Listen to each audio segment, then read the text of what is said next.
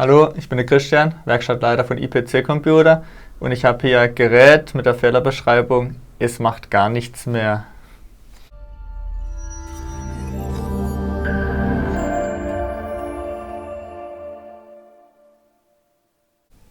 Wir haben hier ein Asus F550C Serie Notebook. Kunde sagt, es macht gar nichts mehr, das stimmt auch. Da geht keine LED mehr an, nichts mehr. Es reagiert nicht mehr auf den Einschaltknopf. Habe das Gerät auch schon soweit untersucht. Der Schaden liegt am Mainboard. Was genau, sage ich euch gleich, wenn ich es repariert habe. Wir haben hier das Asus-Gerät jetzt repariert. Da war der Chip, der für die Akkuladung und Umschaltung Akku-Netzbetrieb zuständig ist, defekt.